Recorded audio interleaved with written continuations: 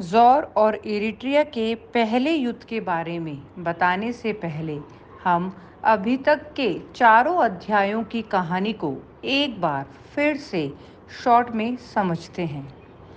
ज़ोरो ने धर्मा को पृथ्वी से किडनैप किया क्योंकि वो ये मानता है कि धर्मा सन ऑफ गॉड है और उसे एक बहुत विकसित स्पेसशिप जनक 290 में मेजॉल प्लैनेट पर, जो एक पैरेलल यूनिवर्स में है, वहाँ ले जाता है। धर्मा जब ज़ोरो से पूछता है कि वो उसे इस तरह क्यों ले जा रहा है, तो ज़ोरो बताता है कि धर्मा को प्लैनेट इरिट्रिया को नोकोविक के क्रूर चुंगल से छुड़ाना है। ज़ोरो धर्मा को बताता है कि इरिट्रिया पर किस प्रकार एंजेलस, सेंटोरस, फ्लैशी और इकियान नामक अलग अलग प्रजाति विकसित हुई। ज़ोरो धर्मा को मेजॉल पर ले जाता है, जहां उसे लेडी तारा और प्रोफेसर बोरो मिलते हैं। वहीं दूसरी तरफ नोकोविक के जासूस जॉली ने उसे बता दिया था कि प्रोफेसर बोरो मेजॉल में छुपा है। नोकोविक प्रोफेसर बोरो को पकड़ने के लिए अपनी फौजें भेजता है। नोकोविक को दो सपने बार बार दिखते थे। पहला, उसके पिता रॉल्फ को दी जा रही सजाए मौत, और दूसरा, प्रोफेसर बोरो द्वारा उसके पुत्र का अपहरण।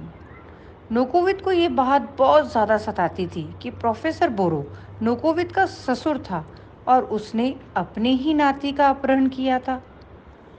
लेडी तारा धर्मा को ज़ौर के बारे में बताती है कि कैसे ज़ौर पर 3 अलग अलग तरह के जातीय समूह थे: इक्रीमिया, नदिरमान और ओसलविनिया।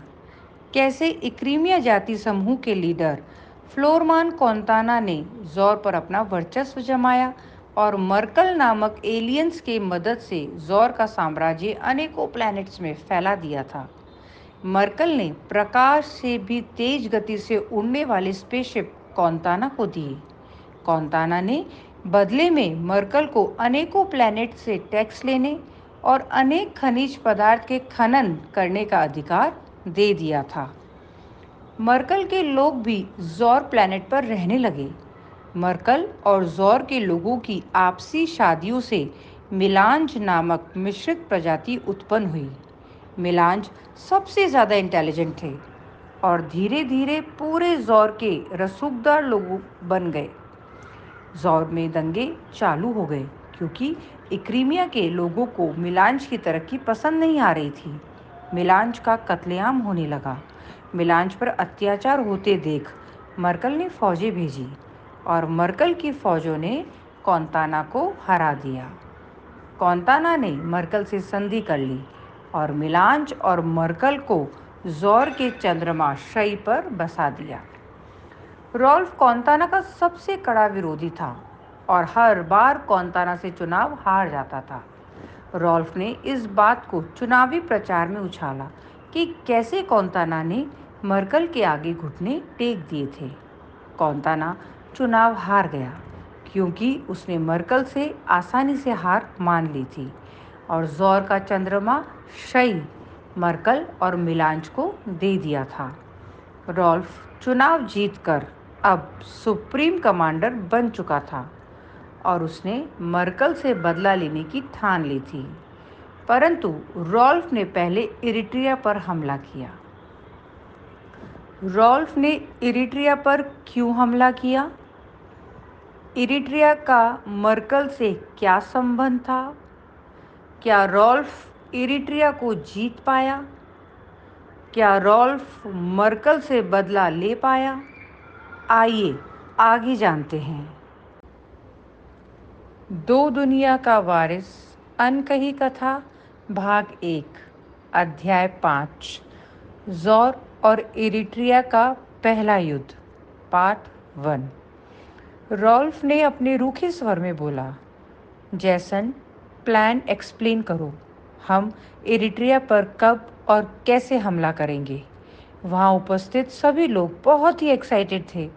उन्हें नहीं पता था कि रॉल्फ ने क्या प्लान बनाया और कैसे इरिट्रिया पर जीत से मर्कल के विरुद्ध फ़ायदा मिलेगा। जैसन ने बोला, थैंक्स सुप्रीम कमांडर। इरिट्रिया जो ज़ोर से 1000 प्रकाश वर्ष दूर है, उस पर कब्जा करना बहुत मुश्किल है। इससे पहले कि जैसन कुछ और बोलता, एक सदस्य ने बोला, इरिट्रिया? ये क्या है? हमें तो लगा था कि हम मर्कल को हराने के लिए प्लान बना रहे हैं। रॉल्फ को बीच में टोकना बिल्कुल भी पसंद नहीं था। उसने गुस्से से बोला, मर्कल से हम क्यों हारे? सब लोग चुप थे। रॉल्फ ने आगे बोला, इसलिए नहीं कि हमारी अजय सेना कमज़ोर है।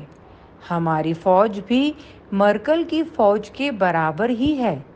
सब लोग अभी भी चुपचाप थे। रॉल्फ के सामने बोलने की हिम्मत किसी में भी नहीं थी। रॉल्फ ने आगे बोला, हम इसीलिए हारे क्योंकि हमारी फौज को 1 या 2 प्रकाश वर्ष दूरी से भी आने में कई वर्ष लग जाते हैं, और वहीं मर्कल की फौजें 15-20 प्रकाश वर्ष दूर से भी कुछ ही दिनों में पहुंच जाती है। उनकी ये गति उन्हें हमसे सुपीरियर बनाती है। रॉल्फ ने आगे बोला, इसीलिए एरिट्रिया को कंट्रोल करने से हमें फ़ायदा मिलेगा। जब मैं साइंटिस्ट था तो कुछ रॉकेट एरिट्रिया से आकर मेरे स्पेस स्टेशन से टकराए। जब मैंने पता किया तो मालूम पड़ा इन रॉकेट में जो ईंधन है वो है अंतियम।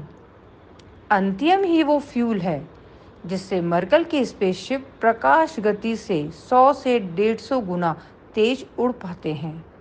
हमारे पूरे ज़ौर साम्राज्य में अंतियम कहीं नहीं मिलता, परंतु एरिट्रिया अंतियम का भंडार है। रॉल्फ ने आगे बोला, इसलिए मैंने सोचा है कि यदि हम एरिट्रिया पर कब्जा कर लें और मर्कल के जैसे या उससे भी तेज स्पेसशिप बना लें तो हम मर्कल से ताकतवर हो जाएंगे। हम शई को भी ज़ौर साम्राज्य का हिस्सा बना लेंगे, जो कि अभी मर्कल का हिस्सा है। निकाटोर नामक एक मंत्री, जो कौंताना का शिष्य माना जाता था, परंतु अब वो रॉल्फ की पार्टी में था, बोला, परंतु सुप्रीम कमांडर, हमें 1000 प्रकाश वर्ष की दूरी तय करने में तो 3000 वर्ष लग जाएंगे। यदि हम मर्कल से उनके स्पेसशिप मांगे तो मर्कल को पता चल जाएगा और वो इरिट्रिया पर हमसे पहले कब्जा कर लेंगे। रॉल्फ इरिटेट होते हुए बोला, इसीलिए ही बोल रहा हूँ कि सब लोग चुपचाप जैसन की बात सुने। उसने प्लान बनाया है। जैसन को समझ आ गया रॉल्फ चाहता है कि वो कंटिन्यू करे। जैसन ने बोला, एरिट्रिया 1000 प्रकाश वर्ष दूर है, परंतु यूको वर्म हॉल मात्र 30 प्रकाश वर्ष। जैसन ने थोड़ा पॉज लिया, फिर बोला, 30 प्रकाश वर्ष की दूरी हमारे स्टार गेज शिप 100 वर्षों में पूरी कर लेंगे और फिर यूको वर्म हॉल को पार करते हुए ही हमारी फौज एरिट्रिया में होगी। निकाटोर बोला, पर हमें वर्म हॉल पार करना नहीं आता। उसका कोड हमारे पास कहाँ है? रॉल्फ बहुत गुस्से में बोला, निकाटोर, तुम जैसन को बोलने दो, बीच बीच में मत टोको। निकाटोर घबरा गया और चुपचाप बैठ गया। रॉल्फ के सामने किसी को भी बोलने की इजाज़त नहीं थी और कौंताना के शिष्यों को तो बिल्कुल भी नहीं। जैसन बोला, मुझे पता है कि हमें वर्म हॉल पार करना नहीं आता है, परंतु मेजो कॉरपोरेशन को आता है। उन्होंने अभी अभी ये कारनामा कर दिखाया है। निकाटोर फिर बोला, मेजो कॉरपोरेशन तो शई में है, उसका मालिक एक मिलांज है। निकाटोर रॉल्फ का मजाक उड़ा रहा था। रॉल्फ एक मिलांज की मदद ले रहा है। रॉल्फ को ये बिल्कुल अच्छा नहीं लगा, पर वह चुप रहा। जैसन ने बोला, हाँ, मैं जानता हूँ मेजो कॉरपोरेशन शई में है और उसका मालिक कोलार्क एक मिलांज है, परंतु हमारे पास कोई और चारा नहीं है। निकाटोर बोला, यदि तुमने मिलांज की मदद ली तो वे मर्कल को बता देंगे। ये बताने की ज़रूरत नहीं है कि शई हमारे दुश्मन मर्कल का एजेंट है। शई मून की हिस्ट्री तो सभी को पता है।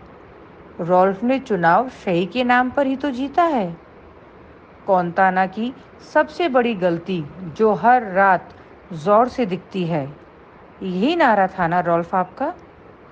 निकाटोर रॉल्फ को बार बार उंगली कर रहा था। रॉल्फ को ये बिल्कुल भी पसंद नहीं आ रहा था। रॉल्फ ने गुस्से में बोला, निकाटोर, तुम बदतमीज और मूर्ख हो। जैसन, तुम अपनी बात पूरी करो। निकाटोर चुप होकर बैठ गया। रॉल्फ का गुस्सा बहुत तेज था।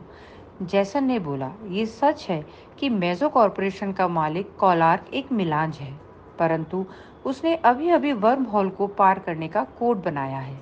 हम ये बोलेंगे कि हमें चेक करना है वर्म होल कोड सही काम करता भी है या नहीं। कॉलार्क को मालूम नहीं पड़ेगा कि हम क्या चाहते हैं, और ये वर्म हॉल हमें बिल्कुल इरिट्रिया के पास ले जाएगा।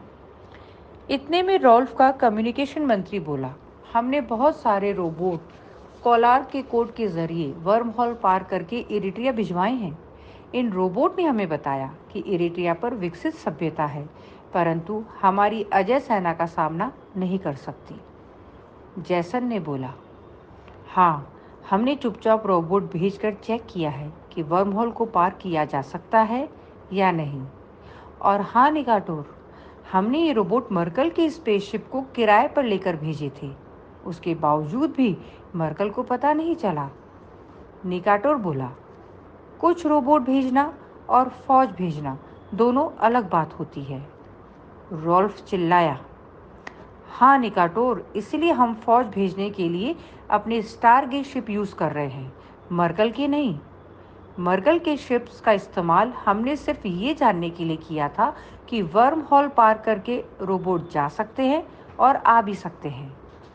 निकाटोर बोला, परंतु मर्कल के स्पेसशिप से तो वर्म हॉल की दूरी कुछ ही दिनों में पूरी हो सकती है, इसीलिए इरिट्रिया जाकर रोबोट इंफॉर्मेशन ले आए।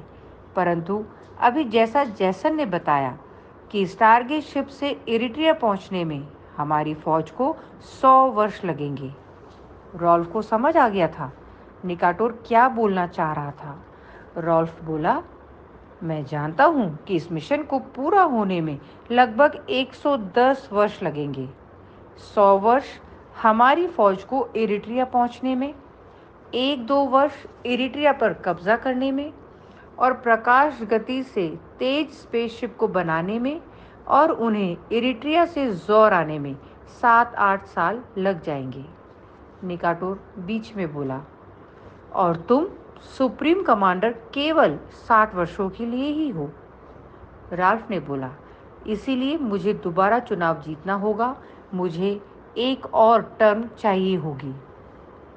निकाटोर बोला, इसीलिए मेरे हिसाब से तुम्हें गवर्निंग काउंसिल को बताना चाहिए। इससे पहले निकाटोर अपना वाक्य पूरा करता, रॉल्फ चिल्लाया, क्या तुम बिल्कुल पागल हो? यदि मैंने गवर्निंग काउंसिल को बताया, जिसमें नदिरमान, ओसलविनिया आदि के रिप्रेजेंटेटिव भी हैं, तो पता नहीं कौन मर्कल को खबर लीक कर देगा।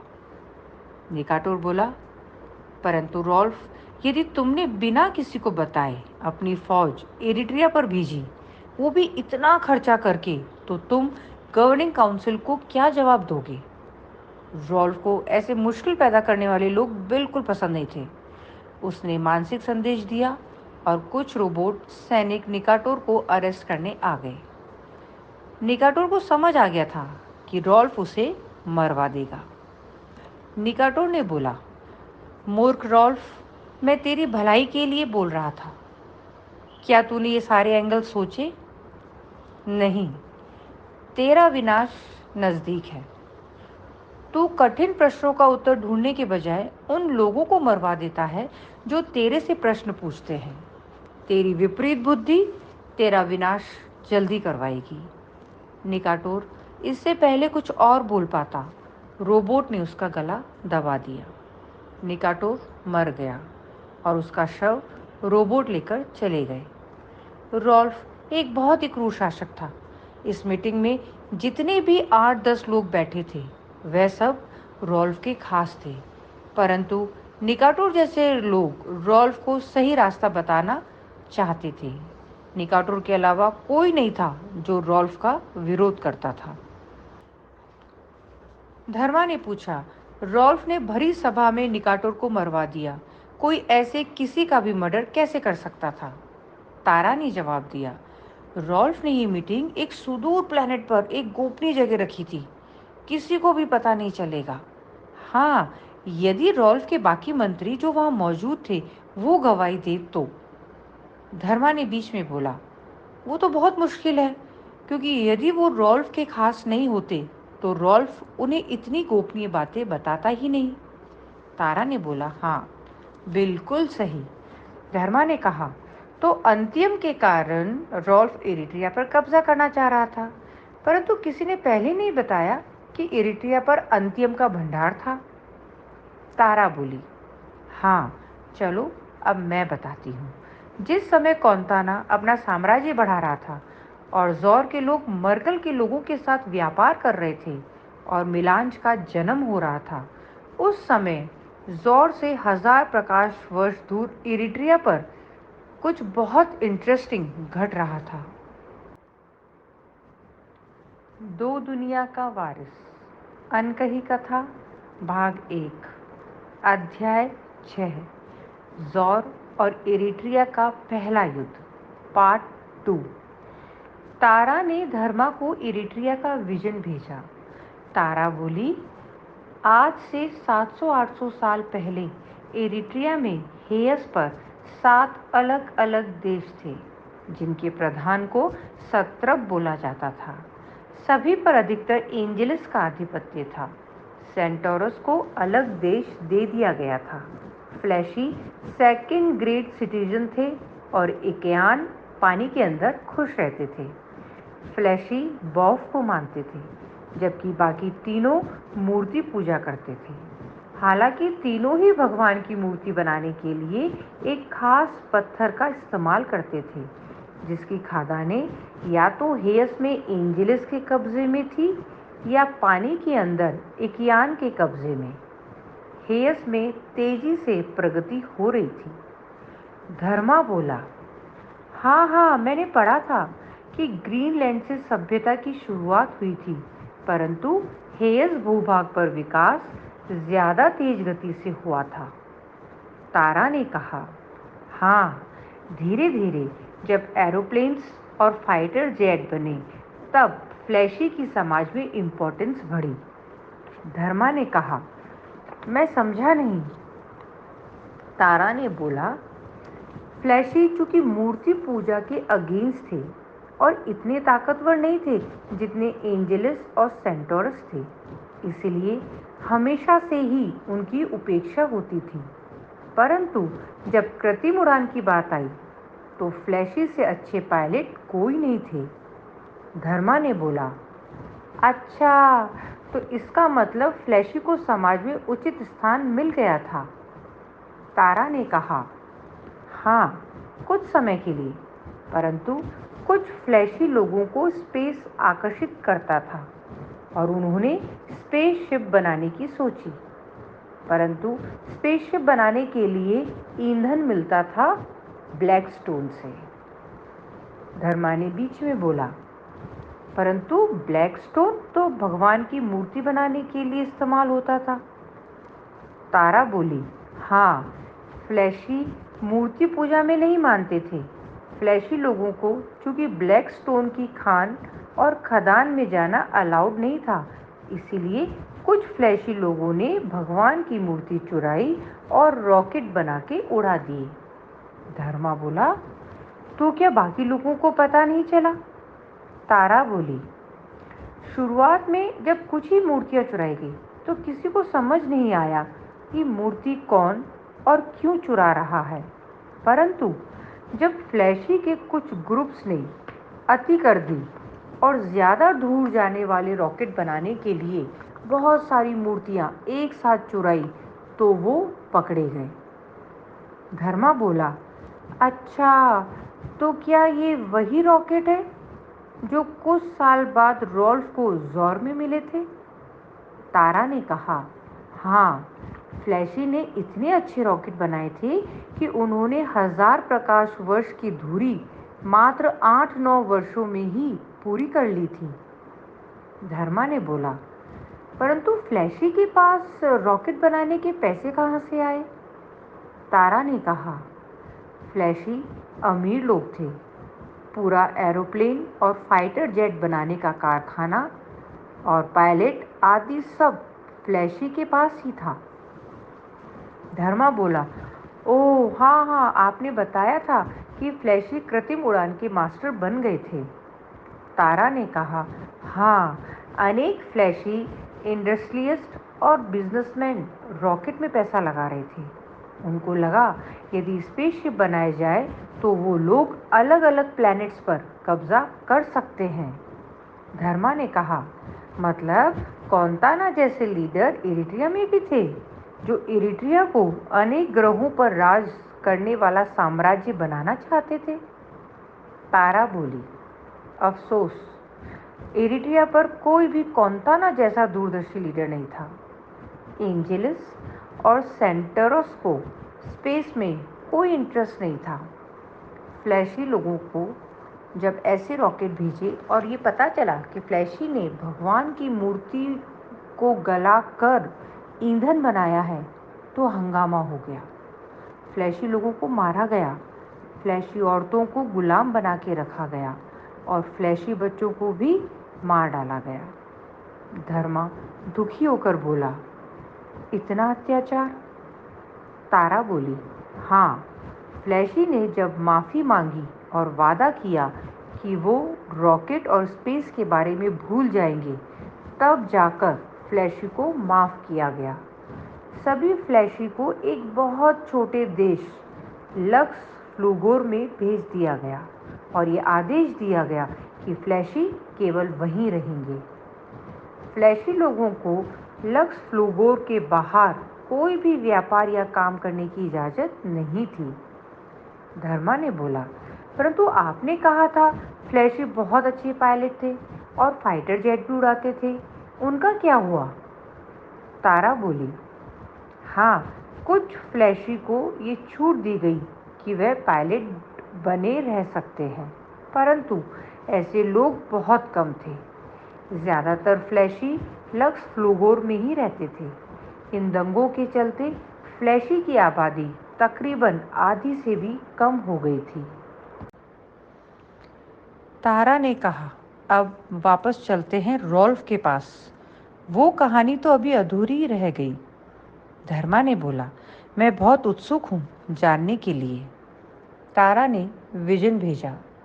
धर्मा ने देखा रॉल्फ चिंतित था और उसके साथ उसका सेनापति जनरल विज और उसकी पॉलिटिकल एडवाइज़र निश बैठे थे।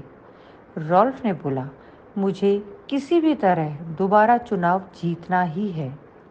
जनरल विज बोले, आप जीत जाएंगे, परंतु क्या जैसन चला गया? रॉल्फ ने कहा, नहीं, मैंने अभी वापस एक सभा बुलाई है चेक करने के लिए कि जैसन कब निकल रहा है। निश, तुम क्या कहती हो? मेरे जीतने के क्या चांसेस हैं?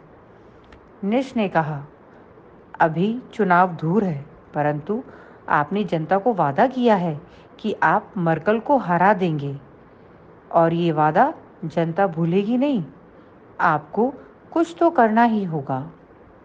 रॉल्फ बोला, मैं मर्कल को ज़रूर हरा दूंगा, परंतु मुझे एक बार और जीतना है। निश बोली, परंतु अगला चुनाव आप कैसे जीतोगे? जनता पूछेगी, मर्कल को कैसे हराया? यहाँ तक कि कोलार की मदद से आप अपने स्टार गेज शिप्स को कहीं भेज रहे हैं, ये बात भी चुनाव में उठेगी। रॉल्फ बोला, मुझे पता है। जनरल विज, नाडुस के क्या हाल है?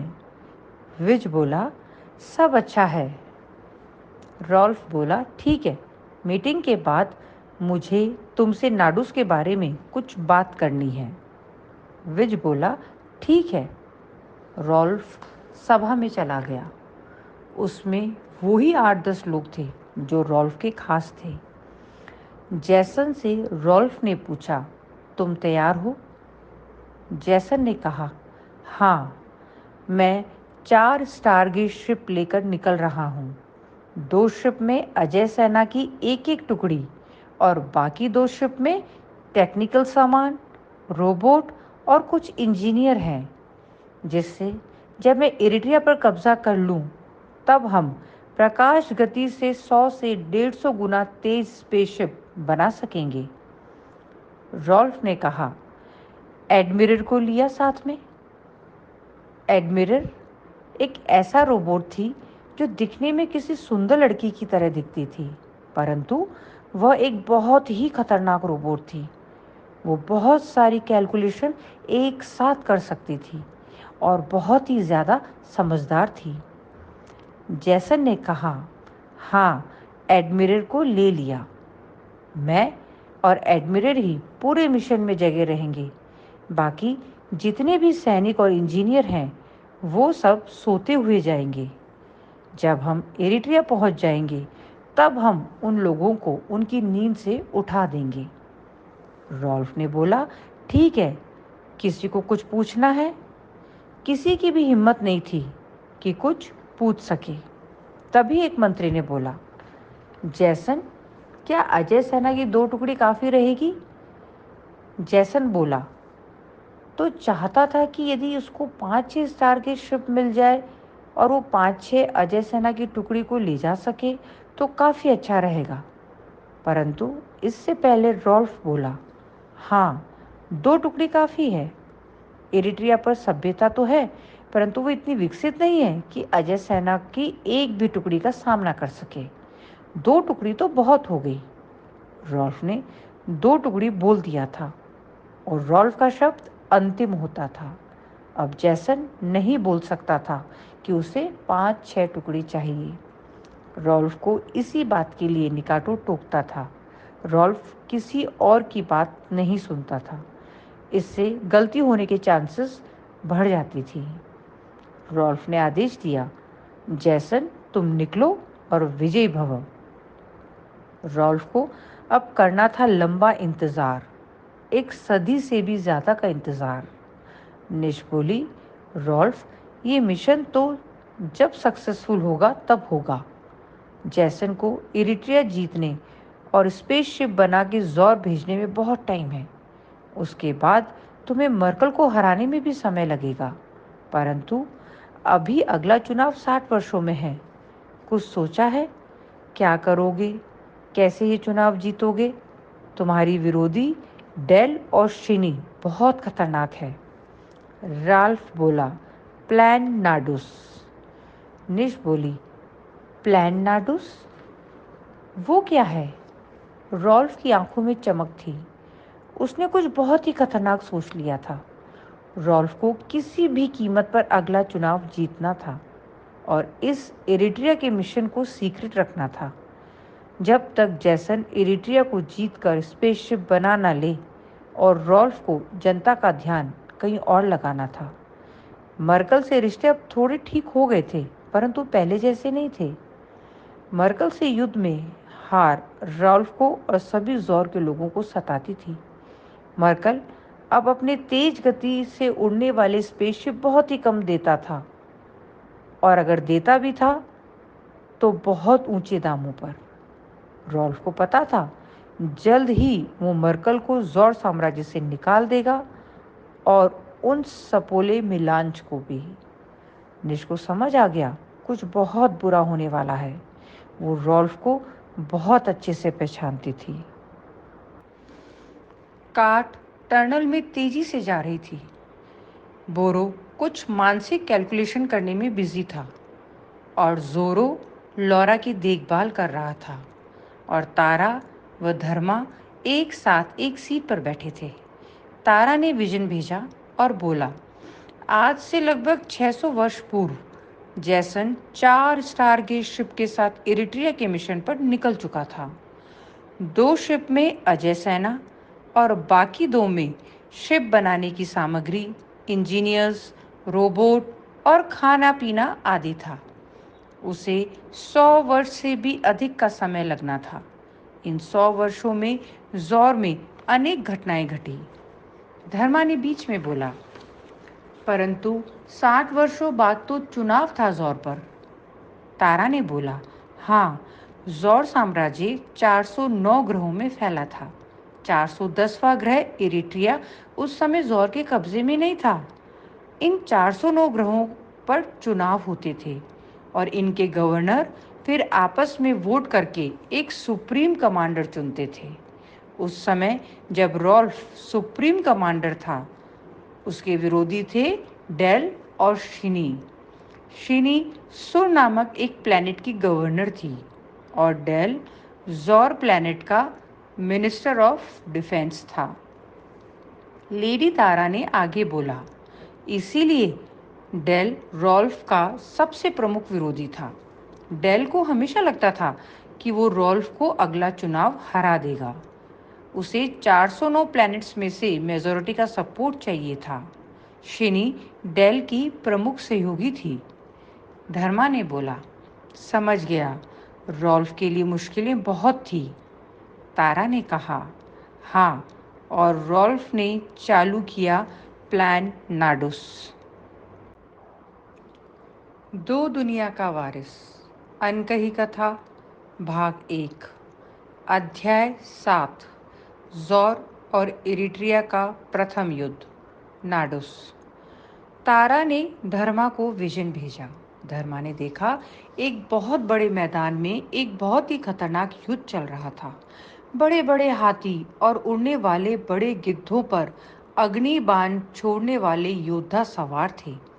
तारा ने बोला, ये नाडुस पर खेले जाने वाला सबसे प्रसिद्ध खेल है, क्रेस का खेल।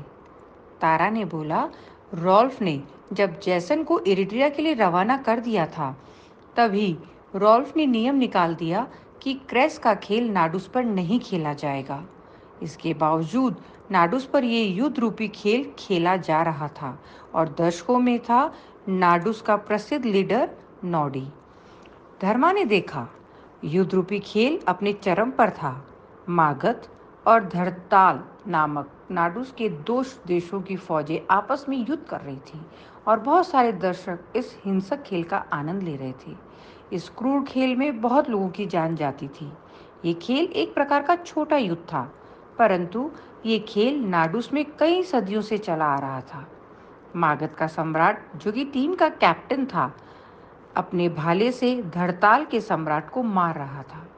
तभी अजय सेना के कुछ सैनिक आए और उन्होंने उस खेल को बंद करा दिया और नॉडी को बुरी तरह से पीटने लग गए। वहां मौजूद दर्शक जब अजय सेना के इंचार्ज से पूछने लगे कि नॉडी को क्यों मारा जा रहा है, तो उन्होंने कहा, ये खेल जो बैन हो गया था उसको नॉडी बढ़ावा दे रहा है। नॉडी काफ़ी ज़्यादा पसंद किया जाने वाला नेता था। नॉडी ने बहुत लोगों की मदद की थी। वो काफ़ी बुजुर्ग था और इस बुरी तरह से दी जाने वाली यातना से वो मर गया। इस प्रकार नॉडी की मृत्यु देख वहां मौजूद भीड़ और युद्ध रूपी खेल खेल रहे सैनिक आहत हुए और जोश ही जोश में अजय सेना के उन लोगों पर आक्रमण कर दिया।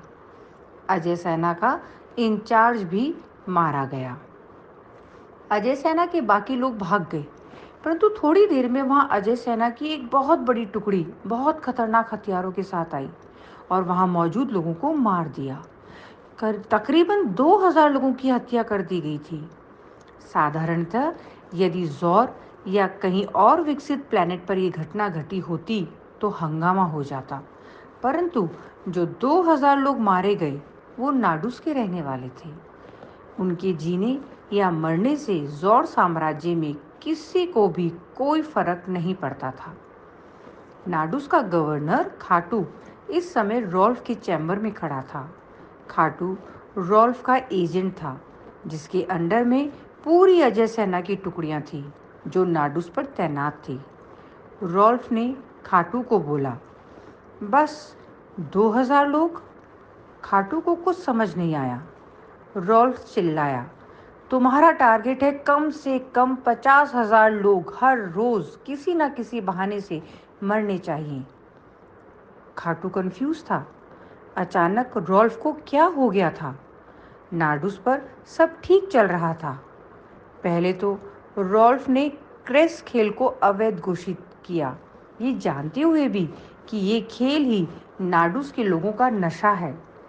नाडुस पर रह रहे अलग अलग देशों में बटे लोग इसी खेल को जीतना अपनी शान समझते थे और कभी भी किसी भी सुप्रीम कमांडर ने इसे अवैध घोषित नहीं किया था। अब रॉल्फ चाहता है कि नाडूस पर रोज 50,000 लोग मारे जाएं।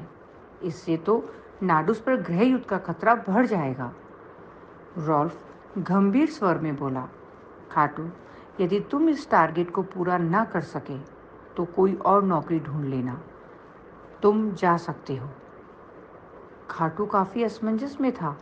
वो रॉल्फ के कमरे से निकलकर सीधे अपनी गाड़ी में बैठकर स्पेस स्टेशन गया और फौरन स्पेस एलिवेटर पकड़कर जोर से नाडूस लौट आया।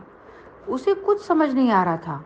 स्पेस एलिवेटर उसे जब जोर से नाडूस ला रहा था तो उसने अपने रोबोट असिस्टेंट को नाडूस की खबरें दिखाने का आदेश दिया। हर तरफ खबरों में नोडी की बेरहम मृत्यु और अजय सेना द्वारा 2000 निहत्थे लोगों के बर्बर खून के विरुद्ध जन आक्रोश था। धर्मा ने बीच में पूछा, तो क्या रॉल्फ का बस यही प्लान था? नाडूस के लोगों को मारो, इससे उसे सत्ता वापस कैसे प्राप्त होगी? इससे तो वो और कमजोर लीडर दिखेगा। तारा ने बोला, तुम आगे देखते जाओ क्या क्या होता है। रॉल्फ कोई कच्चा खिलाड़ी नहीं था। नाडूस तो प्लान का एक छोटा सा हिस्सा था, परंतु प्लान बहुत ही ज्यादा खतरनाक था। रॉल्फ को किसी भी हाल में 60 साल बाद चुनाव जीतना था। धर्मा ने बोला, रॉल्फ ने शुरुआत तो बहुत ही अजीब तरीके से की है। देखते हैं वह चुनाव जीत पाता है या नहीं।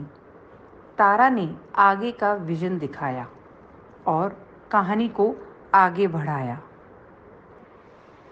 खाटू ने आदेश दिया कि वो सभी नाडूस के वासी जिन्होंने टैक्स नहीं दिया है उन्हें मार दिया जाएगा। तकरीबन 500 लोगों को सबके सामने मार डाला गया। धड़ताल नामक देश, जो नाडूस का एक प्रगतिशील देश था, उसके एक शहर में एक नाई की दुकान में नाई अपने क्लाइंट से बाल काटते काटते बात कर रहा था। नाई की दुकान की स्क्रीन पर 500 टैक्स चोरों की मृत्यु का सीन चल रहा था। नाई स्क्रीन देखते हुए बोला, ये तो अत्याचार है। कहीं भी किसी भी प्लेनेट पर टैक्स ना देने का ये तो परिणाम नहीं है। नाडूस के लिए इतना बुरा कानून क्यों? बाल कटवा रहे व्यक्ति ने बोला, क्योंकि हम आज़ाद नहीं हैं। नाडूस में सारे कानून खाटू बनाता है, जो रॉल्फ का गुलाम है। नोडी को सरेआम मार दिया गया। 2000 लोगों को बेरहमी से मार दिया गया। किसी ने कुछ नहीं बोला।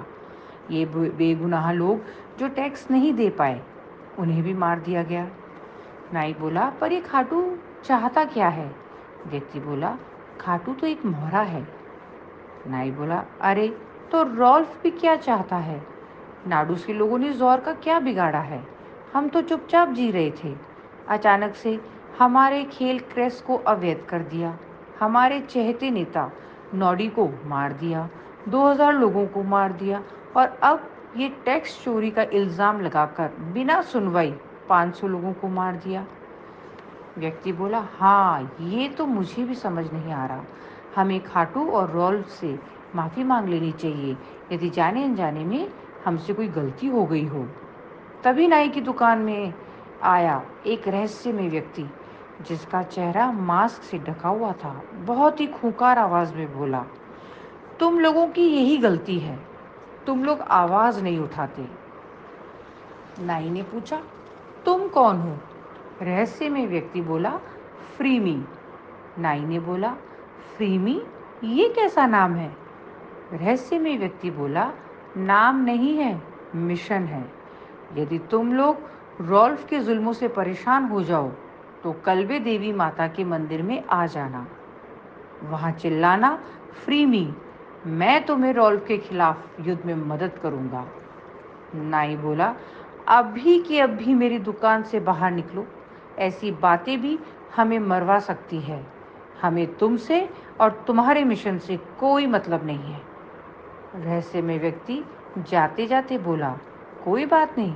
तुमको या किसी को भी कभी भी ऐसा लगे कि रॉल्फ के अत्याचारों के खिलाफ आवाज़ उठानी है तो तुम्हें पता है ना कि कहाँ आना है। ये कहते हुए रहस्यमय व्यक्ति चला गया।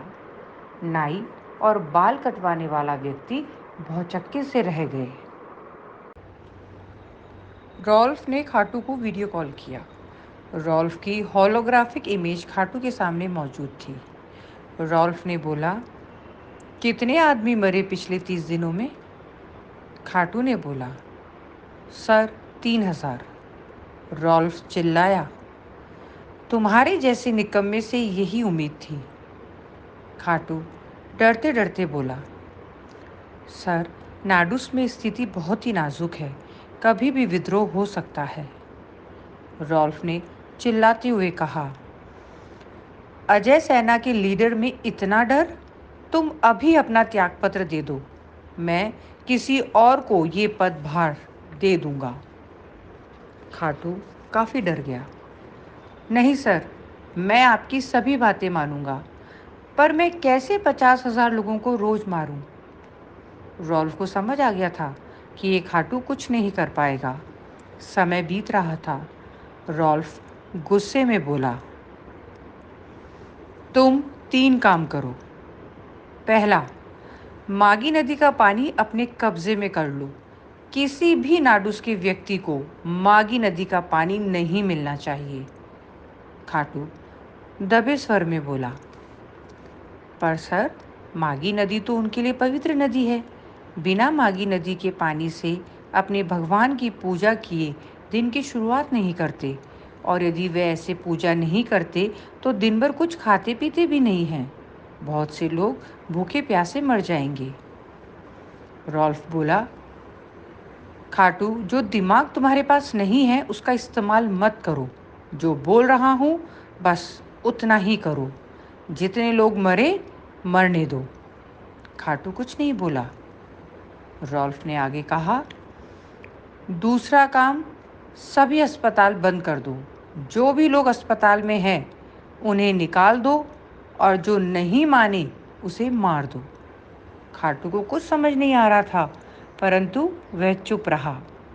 रॉल्फ ने आगे फिर कहा, तीसरा काम, अपनी अजय सेना की टुकड़ी को कहो रोज शिकार पर जाए और हर सैनिक कम से कम 100 लोगों को मारे।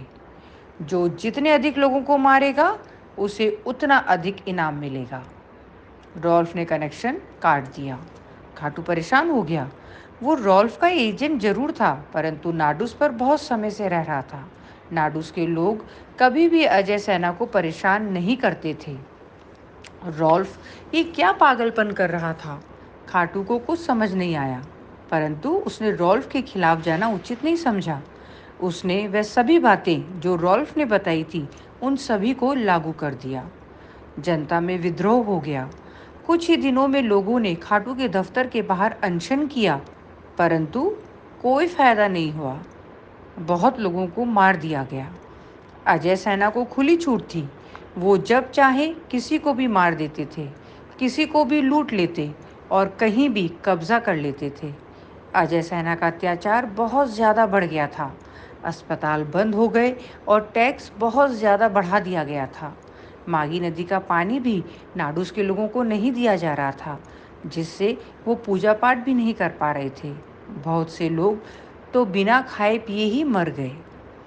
नाई की नज़रों के सामने अजय सेना ने उसके पूरे परिवार को मार दिया था और उसकी पत्नी और बेटी को उठाकर ले गए थे। नाई ने किसी तरह छुपते छपाते अपनी जान बचाई। खाटू का अत्याचार काफ़ी बढ़ गया था। नाई को उस समय रहस्यमय व्यक्ति की याद आई और वो तुरंत कल्बे माता के मंदिर पहुंच गया। वहां पहुंचकर नाई चिल्लाया, फ्री मी, फ्री मी। वो रहस्यमय व्यक्ति सामने आ गया। तो तुम्हें मेरी बातें अब समझ आ ही गई, नाई बोला। खाटू पागल हो गया है। वो और उसकी अजय सेना हमें वैसे ही मार रही है। ऐसे मरने से अच्छा है लड़कर मरो। फ्रीमी बोला, सही बोल रहे हो। तुम अपने जैसे 50 लोगों को इकट्ठा करो और ये जैकेट पहनकर खाटू के दफ्तर पर चले जाओ। नाई को कुछ समझ नहीं आया, परंतु उसने कुछ भी पूछना उचित नहीं समझा। नाई ने कुछ ही दिनों में 50 लोग इकट्ठा किए और वे सब जैकेट पहनकर खाटू के दफ्तर पहुंच गए। खाटू के गार्ड्स ने उन्हें बाहर ही रोक दिया, परंतु कोई भी कुछ समझ पाता उससे पहले ही बहुत बड़ा धमाका हुआ। पूरा दफ्तर उड़ गया। कई अजय सेना के लोग मारे गए। कोई भी ये नहीं मान रहा था कि नाडूस के लोगों के पास इतने खतरनाक बम आ सकते हैं जो अजय सेना के कवच को भेद सके, और खाटू का दफ्तर जो शायद कोई छोटा मोटा न्यूक्लियर हमला भी झेल सकता था, उसको भी डैमेज कर सकते थे। खाटू अपने दफ्तर में था। कुछ रोबोट खाटू की तरफ बढ़े। खाटू चिल्लाया, ये धमाका कैसा? एक रोबोट बोला, सर, आपके दफ्तर पर बहुत बड़ा हमला हुआ है। बहुत से सैनिक मर गए हैं। हम आपको सुरक्षित जगह ले जाने आए हैं। खाटू को अजीब लगा, तुम रोबोट लोग आए हो? मेरी अजय सेना के सैनिक कहाँ हैं? रोबोट ने बोला, कहाँ ना, मारे गए। आप हमारे साथ चलिए। खाटू ने विश्वास नहीं किया। उसने बोला, नहीं, मैं तुम्हारे साथ नहीं जाऊंगा। मुझे मेरे सिक्योरिटी इंचार्ज से बात करने दो। रोबोट ने एक लेज़र किरण छोड़ी और खाटू बेहोश हो गया। रोबोट खाटू को कंधे पर डालकर वहां से उड़ गया। खाटू किडनैप हो गया था। अजय सेना के दफ्तर पर इतना बड़ा हमला नाडूस के इतिहास में कभी नहीं हुआ था। रॉल्फ गवर्निंग काउंसिल की मीटिंग में था। ये मीटिंग सभी 409 ग्रहों के गवर्नर अटेंड कर रहे थे। ये पृथ्वी के किसी देश की पार्लियामेंट जैसा ही था। रॉल्फ को हालांकि मेजोरिटी का सपोर्ट हासिल था, परंतु इस मीटिंग में हर पार्टी के लोग होते थे। इस गवर्निंग काउंसिल में रॉल्फ के प्रमुख विरोधी डेल और शिनी भी आमंत्रित थे। सभी लोगों के पास इस समय चर्चा का एक ही विषय था, वो वीडियो जो इस वक्त जॉर साम्राज्य में वायरल हो चुका था। हर कोई वही वीडियो देख रहा था, खाटू की मौत का वीडियो। एक रहस्यमय व्यक्ति ने पहले खाटू की उंगलियां काटी, फिर हाथ, फिर पैर, और धीरे धीरे तड़पा तड़पा कर खाटू को मार डाला। अजय सेना के कमांडर की ऐसी मौत जिसने पूरे साम्राज्य को हिलाकर रख दिया था। इसीलिए ये गवर्निंग काउंसिल की मीटिंग बुलाई गई थी। शिनी ने पहला प्रश्न किया, नाडूस के लोगों के पास इतनी हिम्मत और इतने संसाधन कहाँ से आ गए? खाटू के दफ्तर पर जो ब्लास्ट हुआ वो इतना सोफिस्टिकेटेड था जो कि नाडूस के लोग नहीं कर सकते थे। ये जोर की अजय सेना के अलावा कोई नहीं कर सकता।